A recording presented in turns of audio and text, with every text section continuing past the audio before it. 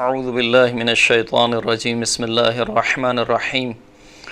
الحمد للہ رب العالمین والصلاة والسلام علی محمد وعلی آلہ الطیبین الطاہرین المعصومین واللعنۃ الدائمۃ علی اعدائہم اجمعین اما بعد فقد قال اللہ سبحانہ وتعالی فی کتابہ المجید شہر رمضان الذی انزل فیہ القرآن ہدی للناس وبینات من الہدی والفرقان۔ محترم ناظرین کرام، قرآن مجید کے 22ویں پارے کا خلاصہ پیش خدمت ہے۔ قرآن مجید کے 22ویں پارے میں سورہ مبارکہ احزاب کی آیت نمبر 31 سے لے کر آیت نمبر 73 تک شامل ہے، یعنی جتنی باقی ماندہ آیات ہیں وہ 22ویں پارے میں شامل ہیں۔ اس کے علاوہ سورہ مبارکہ سبا کہ جس کی 54 آیتیں ہیں وہ بھی اس پارے میں شامل ہیں، اور سورہ مبارکہ فاطر کہ جس کی 45 آیتیں ہیں وہ بھی اس پارے میں شامل ہیں، اور اس کے علاوہ سورہ مبارکہ یاسین کی 27 آیتیں اس پارے میں شامل ہیں۔ اس پارے کی ابتدائی آیات میں یعنی سورہ احزاب کی جو 31ویں آیت ہے وہ در حقیقت تسلسل ہے 21ویں پارے کی اختتامی آیات کا۔ اختتامی آیات میں خداوند کریم نے رسول اللہ کی زوجات کو مخاطب کرتے ہوئے کچھ احکامات ذکر کیے تھے۔ انہی احکامات میں سے خداوند کریم ارشاد فرماتا ہے کہ وَمَن يَقْنُتْ مِنْكُنَّ لِلَّهِ وَرَسُولِهِ وَتَعْمَلْ صَالِحًا نُؤْتِهَا أَجْرَهَا مَرَّتَيْنِ وَأَعْتَدْنَا لَهَا رِزْقًا كَرِيمًا کہ اے رسول کی بیویوں، تم میں سے جو بھی اللہ اور اللہ کے رسول کی فرمانبرداری کرے گی اور صالح عمل، نیک عمل انجام دے گی تو ہم اس کا اجر 2 مرتبہ دیں گے۔ یعنی جس طریقے سے اگر کوئی رسول کی زوجات میں سے نعوذ باللہ گناہ کرتی ہے تو اس کا عذاب دگنا ہے، اسی طریقے سے اگر رسول اللہ کی زوجات میں سے کوئی زوجہ کوئی نیک عمل انجام دیتی ہے تو اس کا اجر بھی دگنا ہے، اور ہم نے اس کے لیے ایک رزق کریم، شرافت والا رزق جو ہے وہ آمادہ کر رکھا ہے۔ پھر ارشاد ہوا کہ یا نساء النبی لستن کاحد من النساء ان اتقیتن فلا تخضعن بالقول فیطمع الذی فی قلبہ مرض وقلن قولا معروفا۔ فرمایا کہ اے نبی کی بیویوں، اے نبی کی زوجات، تم دوسری عورتوں کی طرح نہیں ہو، یعنی جب تمہاری نسبت اور تمہارا تعلق ہمارے نبی صلی اللہ علیہ وآلہ وسلم سے ہو گیا تو اب تم اور عورتوں کی طرح نہیں ہو، لہٰذا تمہارا طرز زندگی اور تمہارا جو طرز عمل ہے وہ دوسرے عورتوں سے تھوڑا سا مختلف ہونا چاہیے۔ فرمایا کہ اے نبی کی زوجات، تم دوسری عورتوں کی طرح نہیں ہو، بس اگر تم اللہ کا تقوی اختیار کرتی ہو تو بات کرتے وقت اپنی آواز کو نرم نہ کرو، یعنی نامحرم سے گفتگو کرتے وقت اپنی آواز کو نرم نہ کرو، کیونکہ اگر تم نے ایسا کیا تو جس کے دل میں مرض ہے وہ جو ہے وہ تم میں طمع کرے گا اور تم میں جو ہے وہ لالچ کرے گا، یعنی گناہ کا مرتکب ہوگا،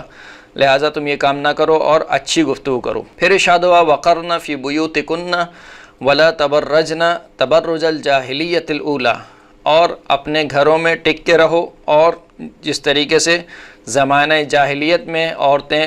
بن سور کے نکلتی رہیں، زینت کے ساتھ نکلتی رہیں، اس طریقے سے بن سور کے اپنے گھر سے نہ نکلو۔ وَأَقَمْنَ الصَّلَاةَ وَآتِينَ الزَّكَاةَ وَأَطِعْنَ اللَّهَ وَرَسُولَهُ، نماز کو قائم کرو، زکوٰۃ کو ادا کرو، اللہ کی اطاعت کرو اور اللہ کے رسول کی اطاعت کرو۔ اس کے بعد کے جو آیت کا ٹکڑا ہے اس میں ارشاد ہوتا ہے کہ انما یرید اللہ لیذہب عنکم الرجس اہل البیت ویطہرکم تطہیرا، کہ مشہور و معروف آیت کا ٹکڑا ہے سورہ مبارکہ احزاب کی 33ویں آیت کا یہ ٹکڑا ہے کہ جو متعلق ہے اہل بیت اطہار سے متعلق، کہ جن کو اللہ نے عصمت عطا کی، کہ فقط اور فقط اللہ کا یہ ارادہ ہے کہ اے اہل بیت تم سے رزق کو اس طریقے سے دور کر دے کہ جس طریقے سے دور کرنے کا حق ہے، اور اس طریقے سے تم کو پاک کر دے جو کہ پاک کرنے کا حق ہے۔ آیت نمبر 28 سے لے کر تقریباً آیت نمبر 33 تک یا آیت نمبر 34 تک، ان تمام آیتوں کا اگر جائزہ لیا جائے اور مطالعہ کیا جائے تو ان تمام آیتوں میں جو ضمیر استعمال ہوئی ہے وہ مؤنث کی ضمیر ہے سوائے اس ٹکڑے کے۔ یعنی اگر آیت نمبر 28 میں خداوند کریم نے رسول کی زوجات کو مخاطب کر کے ان سے گفتگو شروع کی ہے تو جو ضمیریں استعمال ہوئی ہیں مثال کے طور پر ان کنتن تردن، مثال کے طور پر فتعالینا امتعکن اسرحکن وَإِن كُنتُنَّ تُرِدْنَ، اسی طریقے سے اور دیگر افعال جتنی بھی ضمیریں ہیں یہ تمام کی تمام ضمیریں مؤنث کی ضمیریں ہیں۔ لیکن اس ٹکڑے میں خداوند کریم نے مؤنث کی ضمیر استعمال نہیں کی، فرمایا انما یرید اللہ لیذھب عنکم الرجس، یہ کم کی جو ضمیر ہے یہ مذکر کی ضمیر ہے، اہل البیت ویطہرکم، پھر دوبارہ کم کی ضمیر مذکر کی ضمیر ہے تطہیرا۔ تو اس سے یہ معلوم ہوتا ہے کہ اس ٹکڑے کا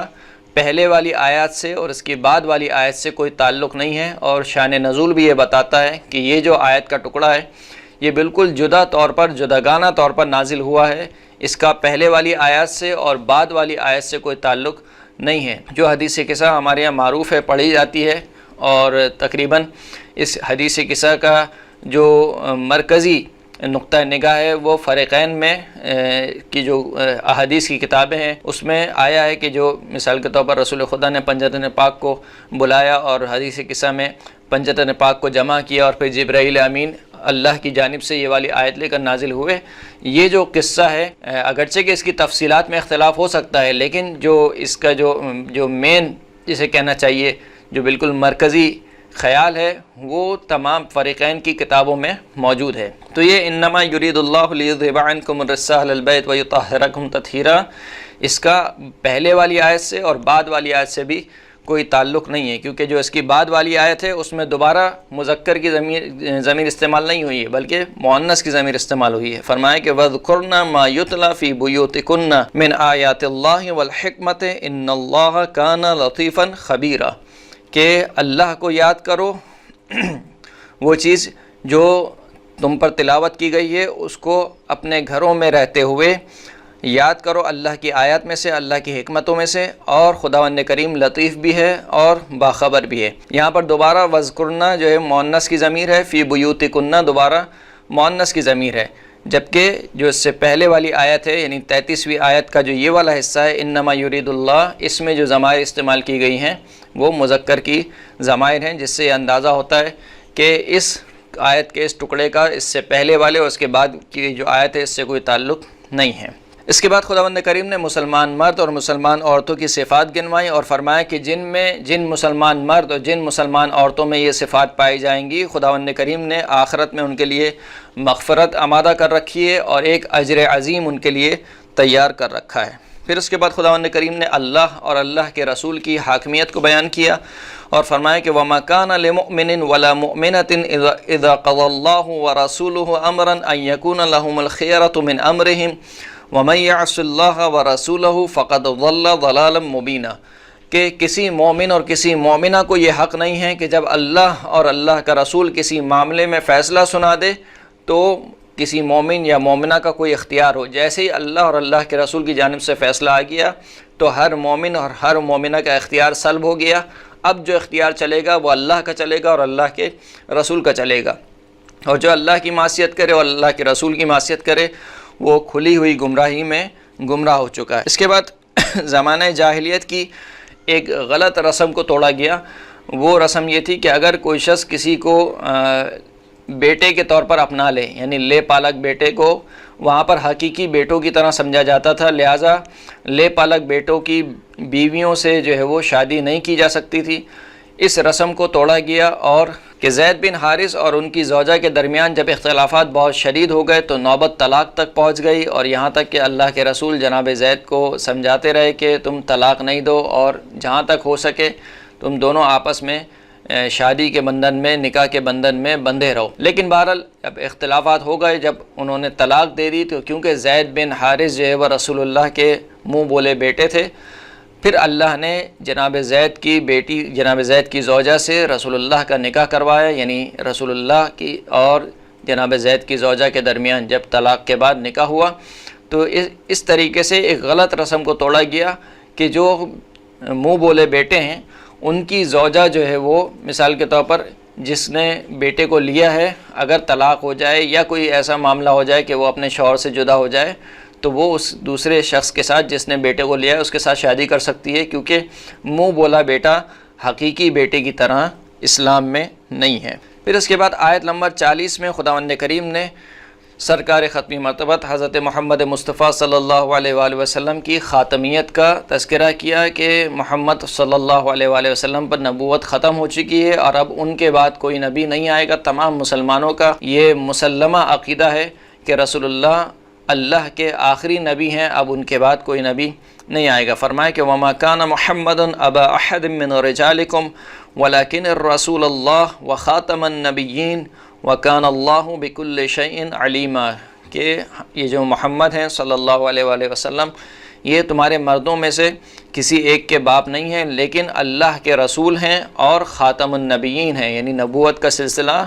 حضرت محمد مصطفیٰ صلی اللہ علیہ وآلہ وسلم پر ختم ہو گیا، اور خداوند کریم ہر شے کا جاننے والا ہے۔ پھر اس کے بعد خداوند کریم نے ایمان والوں کو یہ حکم دیا کہ وہ یاد الہی میں مشغول رہیں، صبح و شام اللہ کا ذکر کریں، اور پھر اس کے بعد خداوند کریم اور اس کے ملائکہ جو ہے وہ مومنین پر رحمت بھیجتے ہیں تاکہ اس کے ذریعے ان کو تاریکی سے نکال کر نور کی طرف لے آئیں۔ پھر اس کے بعد خداوند کریم نے ذکر کیا کہ خداوند کریم اور ملائکہ مومنین پر رحمت بھیجتے ہیں تاکہ مومنین کو تاریکیوں سے نکال کر نور کی طرف لے آئیں۔ اور پھر اس کے بعد آیت نمبر 45 اور آیت نمبر 46 میں رسول اللہ کا تعارف کرایا گیا۔ فرمایا کہ یا ایھا النبی انا ارسلناک شاہدا ومبشرا ونذیرا وداعیا الی اللہ باذنہ وسراجا منیرا، کہ اے نبی ہم نے آپ کو شاہد یعنی گواہ بنا کر بھیجا، بشارت دینے والا بنا کر بھیجا، اور عذاب الہی سے، روز قیامت سے، روز آخرت سے ڈرانے والا بنا کر بھیجا، اور اللہ کی طرف اللہ کے اذن سے بلانے والا بنا کر بھیجا، اور ہم نے آپ کو نور دینے والا چراغ بنا کر بھیجا۔ پھر اس کے بعد طلاق کی عدت کا ایک فقہی حکم بیان ہوا، اور پھر ان عورتوں کا تذکرہ ہوا کہ جن سے رسول اللہ صلی اللہ علیہ وآلہ وسلم ازدواج کر سکتے ہیں، اور ان عورتوں کا تذکرہ ہوا کہ جن سے ازدواج نہیں کر سکتے ہیں، اور پھر رسول اللہ کے گھروں کی حرمت کا بیان ہوا، اور اس بات کا بیان ہوا کہ رسول اللہ کا ایک احترام ہے، لہٰذا ان کے احترام کو ملحوظ خاطر رکھا جائے۔ فرمایا کہ یا ایھا الذین آمنوا لا تدخلوا بیوت النبی الا ان یؤذن لکم الی طعام غیر ناظرین اناہ ولكن اذا دعیتم فادخلوا فاذا طعمتم فانتشروا ولا مستأنسین لحدیث ان ذلكم كان يؤذي النبي فيستحيي منكم والله لا يستحيي من الحق واذا سألتموهن متاعا فاسألوهن من وراء حجاب ذلكم اطهر لقلوبكم وقلوبهن وما كان لكم ان تؤذوا رسول الله ولا ان تنكحوا ازواجه من بعده ابدا ان ذلكم كان عند الله عظيما۔ فرمایا کہ اے ایمان والو، نبی کے گھروں میں، کیونکہ رسول اللہ کی جتنی زوجہ تھیں ہر زوجہ کو رسول اللہ نے ایک حجرہ دیا ہوا تھا، لہٰذا اس حجرے کے اعتبار سے جمع کا صیغہ استعمال ہوا کہ نبی کے گھروں میں داخل نہ ہو مگر یہ کہ جب تمہیں اجازت دی جائے۔ الی طعام غیر ناظرین انا، یعنی نبی کے گھروں میں داخل ہو کر منتظر نہ رہو کہ مثال کے طور پر اب کھانا پکے گا اور پھر اس کے بعد ہم کھانا کھائیں گے، کہا نہیں، نبی کے گھروں میں ایک تو بغیر اجازت داخل نہ ہو، اور جس وقت تمہیں بلایا جائے اس وقت داخل ہو، اور جب تم کھانا کھا چکو تو فوراً سے ہمارے رسول کی بارگاہ سے نکل جاؤ، بیٹھے نہ رہو کہ ابھی تو ہم مثال کے طور پر مزید گپ شپ لگائیں گے، رسول اللہ صلی اللہ علیہ وآلہ وسلم کے ساتھ بیٹھیں گے اور جو ہے وہ مزید گفتگو کریں گے۔ فرمایا کہ تمہارے اس فعل سے کہ جو تم ایک تو کھانا پکنے سے پہلے آ جاتے ہو اور پھر کھانا کھانے کے بعد بھی بیٹھے رہتے ہو، کہا تمہارے اس فعل سے ہمارے نبی کو اذیت پہنچتی ہے، لیکن وہ حیا کے مارے شرم کے مارے جو ہے وہ تم سے کچھ بولتے نہیں ہیں، کیونکہ وہ رحمت للعالمین ہے، لہٰذا وہ تمہاری اس حرکت کو برداشت کرتے ہیں، لیکن خداوند کریم حق سے نہیں شرماتا۔ اور پھر فرمایا کہ جب تم رسول اللہ کی زوجات سے کوئی سوال کرو تو پردے کے پیچھے رہ کر سوال کرو، کیونکہ یہ کام یعنی پردے کے پیچھے رہ کر سوال کرنا، یہ کام تمہارے دلوں کے لیے بھی زیادہ پاکیزگی کا باعث ہے اور رسول اللہ کی زوجات کے دلوں کے لیے بھی زیادہ پاکیزگی کا باعث ہے۔ پھر فرمایا کہ تمہیں زیب نہیں دیتا کہ تم رسول اللہ کو اذیت دو، اور رسول اللہ کے بعد کبھی بھی یعنی رسول اللہ جب اس دنیا سے چلے جائیں تو رسول اللہ نے جن سے ازدواج کیا ہے، نکاح کیا ہے، رسول اللہ کی بیویوں سے کبھی بھی نکاح نہ کرو، اور یہ کام اللہ کے نزدیک بہت ہی عظیم ہے۔ اس کے بعد آیت نمبر 56 اور آیت نمبر 57 میں خداوند کریم نے رسول اللہ کی عظمت کو بیان کیا۔ فرمایا کہ ان اللہ وملائکتہ یصلون علی النبی یا ایھا الذین آمنوا صلوا علیہ وسلموا تسلیما اللہم صل علی محمد وآل محمد، کہ بے تحقیق اللہ اور ملائکہ اپنے نبی پر درود بھیجتے ہیں، پس اے ایمان والو تم بھی ہمارے رسول پر درود بھیجو اور ان کے سامنے سر تسلیم خم ہو جاؤ۔ ان الذین یؤذون اللہ ورسولہ لعنہم اللہ فی الدنیا والآخرہ، جو شخص بھی اللہ اور اللہ کے رسول کو اذیت دیتے ہیں خداوند کریم ان پر دنیا میں بھی لعنت بھیجتا ہے اور آخرت میں بھی لعنت بھیجتا ہے۔ وَأَعَدَّ لَهُمْ عَذَابًا مُهِينًا، اور ایسے افراد کے لیے جو اللہ اور اللہ کے رسول کو اذیت پہنچائے خداوند کریم نے رسوا کرنے والا عذاب آمادہ کر رکھا ہے۔ تو ان دونوں آیات میں رسول اللہ کی عظمت بیان ہوئی کہ جہاں پر بھی رسول اللہ کا تذکرہ ہوتا ہے وہاں پر اللہ کا تذکرہ ہوتا ہے، اللہ کی گواہی کے ساتھ رسول اللہ کی گواہی دی جاتی ہے، اور اس طریقے سے خداوند کریم نے اپنے حبیب کا ذکر بلند فرمایا۔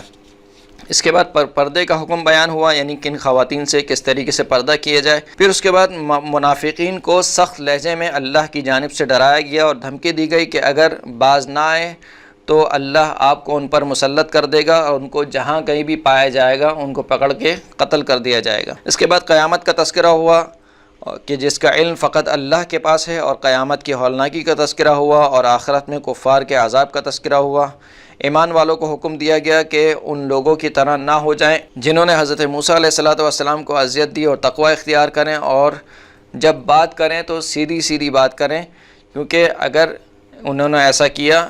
کہ بات کرتے وقت سیدھی سیدھی بات کی تو خداوند کریم ان کی مغفرت فرمائے گا اور ان کے اعمال کی اصلاح فرمائے گا۔ پھر آخری آیت میں، یعنی سورہ مبارکہ کی آخری آیت میں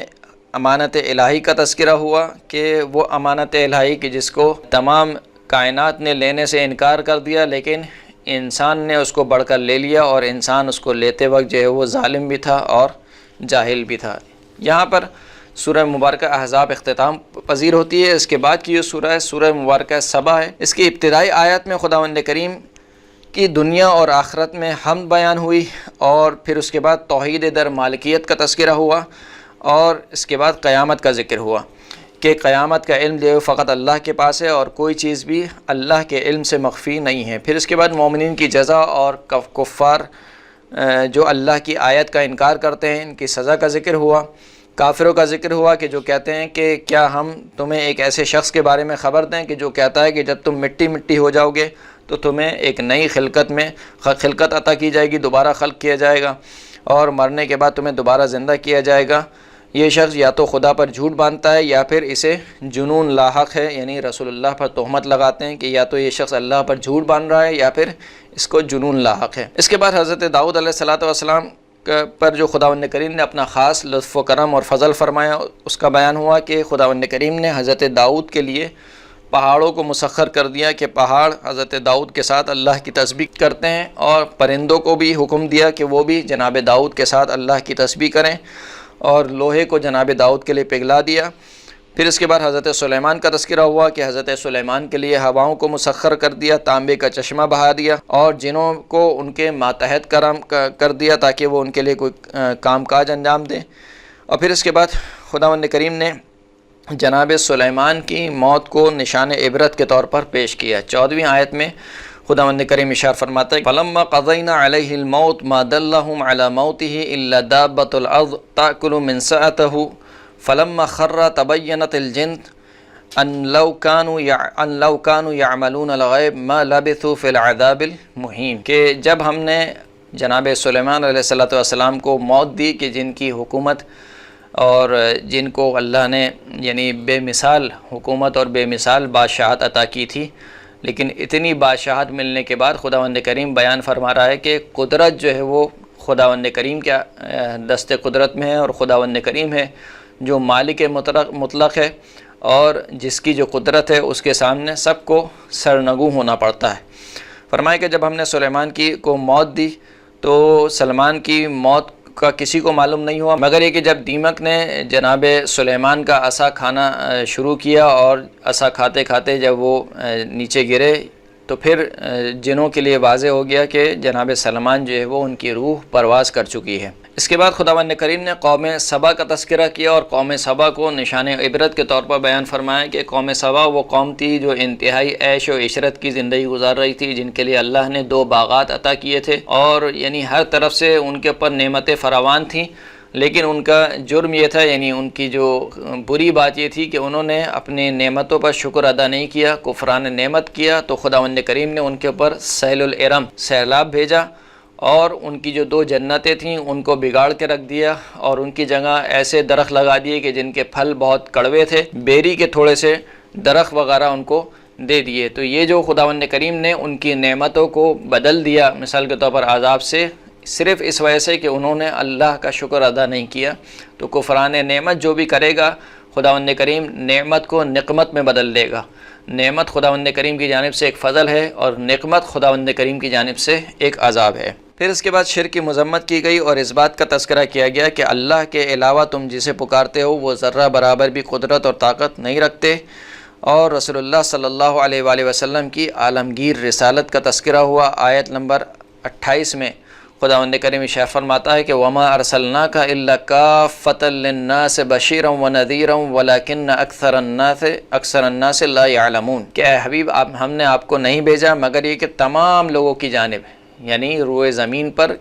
تمام لوگوں کی جانب۔ اللہ کے رسول کسی ایک قوم کے لیے نہیں آئے تھے کہ مثال کے طور پر جیسے حضرت لوط ہیں وہ ایک قوم کے لیے آئے، یا مثال کے طور پر حضرت صالح وہ ایک قوم کے لیے آئے، یا حضرت شعیب وہ ایک قوم کے لیے آئے، لیکن اللہ کے رسول روئے زمین پر رہنے والے تمام انسانوں کے لیے، یعنی عالمگیر رسالت تھی، تمام انسانوں کے لیے بشیر اور نذیر بنا کر بھیجا، لیکن اکثر لوگ جو ہے وہ نہیں جانتے۔ پھر اس کے بعد معاد کا تذکرہ ہوا۔ روز قیامت کفار جو ایک دوسرے سے کہیں گے کہ تمہاری وجہ سے آج ہمارا یہ حال ہے، وہ دوسرے ان سے کہیں گے کہ کیا ہم نے تمہیں ہدایت سے روک رکھا تھا۔ یعنی کفار میں سے کچھ لوگ ہوں گے جو کہ مستضعفین ہیں، یعنی کمزور ہوں گے، اور کچھ لوگ جو ہے وہ جو طاقتور تھے دنیا میں۔ تو جو کمزور افراد تھے دنیا میں وہ طاقتور افراد سے کہیں گے کہ تمہاری وجہ سے ہمارا یہ حال ہوا ہے، اور ہم تمہارے دین پر چلتے رہے اور ہمارا بھی تمہارے جیسا حال ہو رہا ہے۔ تو وہ جو طاقتور افراد ہوں گے وہ کہیں گے کہ کیا ہم نے تمہیں ہدایت سے روکا تھا؟ ہم نے تو تمہیں ہدایت سے نہیں روکا تھا۔ پھر اس کے بعد خداوند کریم نے ذکر فرمایا کہ کفار جو کہ دنیاوی اعتبار سے مستحکم تھے اور کثرت مال اور کثرت اولاد رکھتے تھے، وہ اپنی اسی دنیا کو اصل خوشبختی سمجھتے تھے۔ یعنی دنیا میں مالدار ہونے کو، یا دنیا میں کیونکہ ان کے اوپر نعمت فراوان تھی، تو وہ سمجھتے تھے کہ ہم جو ہے وہ خوشبخت ہیں اور ہم اللہ کے مقرب ہیں، کیونکہ اگر مثال کے طور پر ہم خدا کے مقرب نہ ہوتے تو خداوند کریم ہمیں دنیا نہ دیتا، ہمیں مال و دولت نہ دیتا، ہم پر عذاب نازل کرتا۔ لیکن آیت نمبر 37 میں خداوند کریم نے اشارہ فرما دیا کہ دیکھو، مال کا زیادہ ہونا یا اولاد کا زیادہ ہونا یہ سعادت اور خوشبختی نہیں ہے، اور نہ ہی یہ اللہ کے مقرب ہونے کی نشانی ہے۔ فرمایا کہ وما اموالکم ولا اولادکم باللتی تقربکم عندنا زلفا الا من آمن وعمل صالحا فاولئک لهم جزاء الضعف بما عملوا وهم فی الغرفات آمنون، کہ جو تمہارے اموال ہیں اور یہ جو تمہاری اولاد ہے کہ جس کے ذریعے سے تم اللہ کا قرب چاہتے ہو، یہ کبھی بھی یہ چیزیں اللہ کے قرب کا سبب نہیں بنتی ہیں مگر یہ کہ اس شخص کے لیے جو ایمان لائے اور عمل صالح کو انجام دے۔ یعنی خدا کے نزدیک جو چیز قرابت کا سبب بنتی ہے وہ ایمان اور عمل صالح ہے۔ بس جو شخص بھی ایمان اور عمل صالح انجام لاتا ہے، خداوند کریم اس کی جزا کو دگنا کر کے پیش کرتا ہے ان کے عمل کے سبب، اور آخرت میں وہ بلند و بالا مقامات پر ہوں گے اور امن اور امان میں ہوں گے۔ اس کے بعد آیت نمبر 39 میں خداوند کریم نے ارشاد فرمایا کہ رزق کی ذمہ داری اللہ کے ہاتھ میں ہے، یعنی رزق اللہ نے اپنے ہاتھ میں رکھا ہے، جس کے لیے چاہتا ہے فراغ کر دیتا ہے، پھیلا دیتا ہے، اور جس پر چاہتا ہے رزق کو تنگ کر دیتا ہے۔ قل ان ربی یبسط الرزق لمن یشاء من عباده ویقدر له وما انفقتم من شیء فهو یخلفه وَهُوَ خَيْرُ الرَّازِقِينَ۔ اے حبیب آپ کہہ دیجئے کہ میرا پروردگار رزق کو پھیلا دیتا ہے جس کے لیے چاہتا ہے اپنے بندوں میں سے، اور جس کے لیے چاہتا ہے رزق کو تنگ کر دیتا ہے۔ اور جو چیز بھی تم اللہ کی راہ میں خرچ کرتے ہو، انفاق کرتے ہو، تو خداوند کریم اس کا بدلہ دینے والا ہے۔ یعنی ایسا نہیں ہے کہ اگر تم نے اللہ کی راہ میں خرچ کر دیا تو تم یہ سمجھو کہ یہ چیز ضائع ہو گئی، ضائع نہیں ہوئی، بلکہ تم نے اس کو بچا لیا، اور خداوند کریم اس کا بدلہ دینے والا ہے، اور خداوند کریم بہترین رزق دینے والا ہے۔ اس کے بعد روز محشر کا تذکرہ ہوا،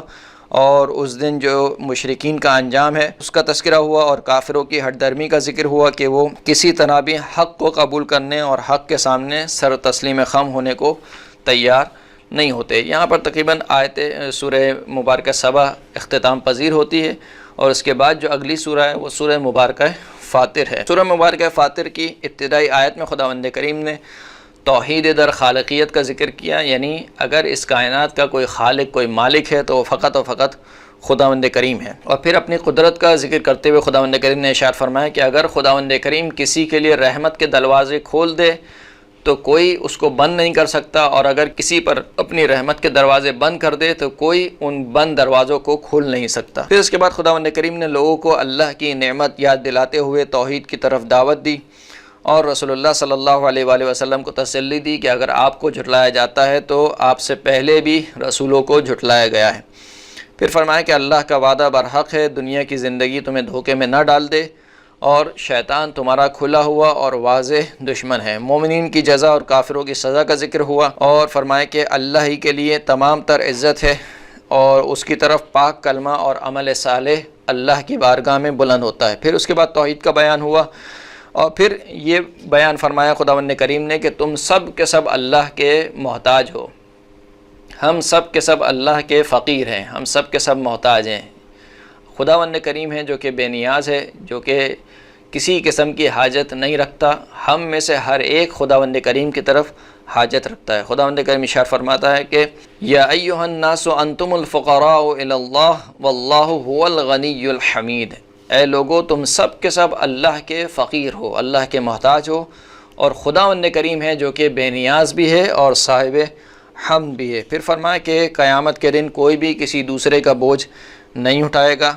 اور ہدایت اور گمراہی کا موازنہ پیش کیا گیا۔ اور پھر اس کے بعد ایک ایسی تجارت خداوند کریم نے ذکر فرمائی کہ جس میں کوئی خسارہ اور کوئی نقصان نہیں ہے۔ ان الذین یتلون کتاب اللہ واقاموا الصلاۃ وانفقوا مما رزقناہم سرا وعلانیۃ یرجون تجارۃ لن تبور، کہ بتحقیق وہ لوگ جو اللہ کی کتاب پڑھتے ہیں، تلاوت کرتے ہیں، نماز قائم کرتے ہیں، اور جو کچھ ہم نے انہیں رزق دے رکھا ہے اس میں سے اعلانیہ طور پر بھی اور چھپ کر بھی اللہ کی راہ میں انفاق کرتے ہیں،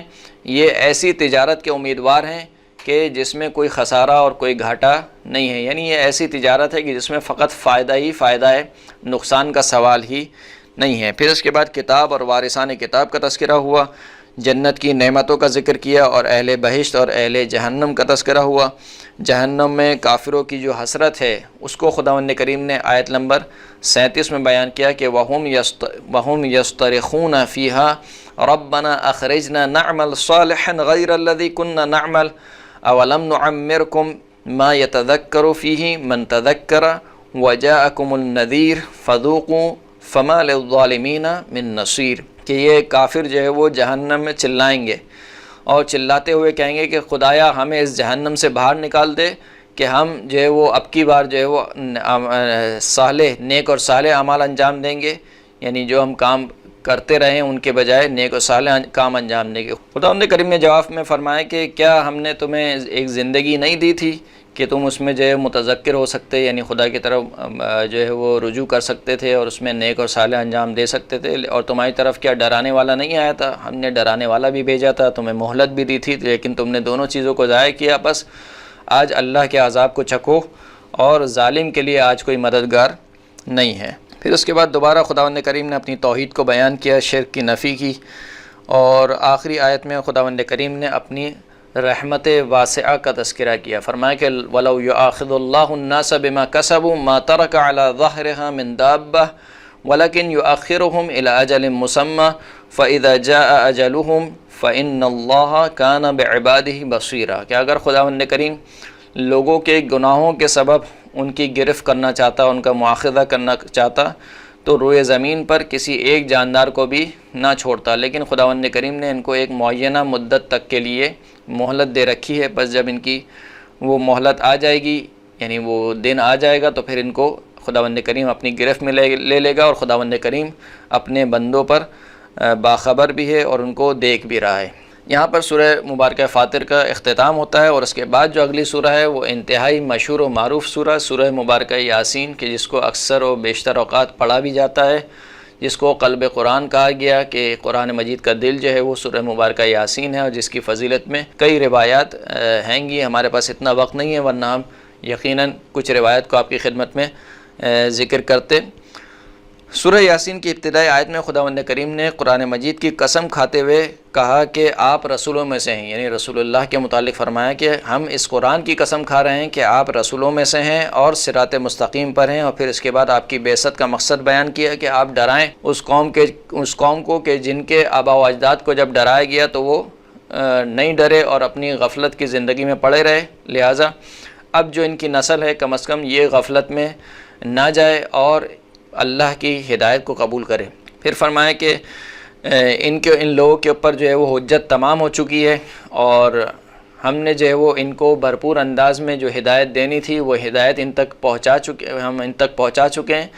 لیکن یہ اب اپنے ہٹ درمی میں ہدایت کو قبول نہیں کرتے ہیں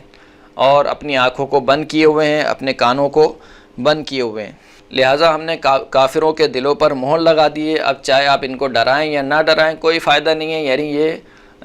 سیدھے ہونے والے اور سیدھی راہ پر چلنے والے نہیں ہیں۔ پھر اس کے بعد خداوند کریم نے فرمایا کہ فقط وہی شخص ہدایت لے سکتا ہے جو قرآن کی پیروی کرے اور رحمان سے ڈرے۔ آیت نمبر 11 میں خداوند کریم نے ارشاد فرمایا کہ انما تنذر من اتبع الذکر وخشی الرحمن بالغیب فبشرہ بمغفرۃ واجر کریم، کہ آپ فقط اسی شخص کو ڈرا سکتے ہیں جو قرآن کی پیروی کرے اور خشی الرحمن بالغیب، خدا رحمان سے ڈرے، بس آپ اس کو مغفرت کی بھی بشارت دیں اور اجر کریم کی بھی بشارت دیں۔ پھر اس کے بعد معاد کا ذکر ہوا اور اس بات کا ذکر ہوا کہ جو کچھ تم انجام دیتے ہو وہ سب کا سب ایک امام مبین میں محفوظ ہے، یعنی تمہارے تمام کے تمام اعمال ایک امام مبین میں، ایک کتاب میں محفوظ ہیں۔ پھر اس کے بعد خداوند کریم نے ایک بستی کا ذکر کرتے ہوئے، مثال دیتے ہوئے، نشان عبرت بناتے ہوئے مسلمانوں کے لیے پیش کیا کہ اس بستی میں ہم نے 3 رسولوں کو بھیجا اور انہوں نے تیروں کا انکار کیا اور کہا کہ خدا رحمان نے کوئی چیز بھی نہیں بھیجی ہے اور تم کچھ بھی نہیں ہو۔ پھر ان تینوں رسولوں نے کہا کہ وما علینا الا البلاغ المبین، ہمارے اوپر تو صرف جو ہے وہ خدا کی جانب سے ہدایت کو پہنچا دینا ہے، قبول کرنا نہ کرنا جو ہے وہ تمہارا کام ہے۔ اس قوم نے ہٹ درمی کرتے ہوئے یہ کہا کہ ہمیں یہ لگتا ہے، یعنی ہم یہ تمہارے متعلق فعل بد جو ہے وہ لگاتے ہیں کہ اگر تم باز نہ آئے تو ہم تمہیں جو ہے وہ پتھروں سے ماریں گے، سنسار کر دیں گے، اور یا پھر جو ہے وہ ہماری جانب سے تمہیں ایک دردناک عذاب کا سامنا کرنا پڑے گا۔ ان رسولوں نے کہا کہ جو تمہارا فعل بد ہے وہ خود ہی تمہارے ساتھ ہے، اگر تم جو ہے وہ متذکر ہو جاؤ، اللہ کی نصیحت کو قبول کر لو۔ لیکن ان رسولوں نے کہا کہ جو تمہارا فعل بد ہے وہ تمہارے ساتھ ہے، ہم جو ہے وہ اللہ کی جانب سے رسول ہیں اور اللہ کی جانب سے جو حکم لے کر آئے ہیں وہ تم تک پہنچائیں گے۔ پھر اس کے بعد جو ہے وہ ایک شخص کا تذکرہ ہوا کہ جو اپنی قوم کے پاس آیا اور کہنے لگا کہ مرسلین کی، رسولوں کی اتباع کرو کہ جو تم سے کوئی اجر نہیں مانگتے جبکہ وہ خود ہدایت یافتہ ہیں۔ اور پھر اس نے اپنی قوم سے کہا کہ میں کیوں کر جو ہے وہ ایسے کی عبادت نہ کروں کہ جس نے مجھے خلق کیا ہے اور اسی کی طرف جو ہے وہ مجھے لوٹ کر جانا ہے۔ اور یوں اس طریقے سے اس پارے کا اختتام ہوتا ہے۔ وآخر الدعوانا الحمد للہ رب العالمین۔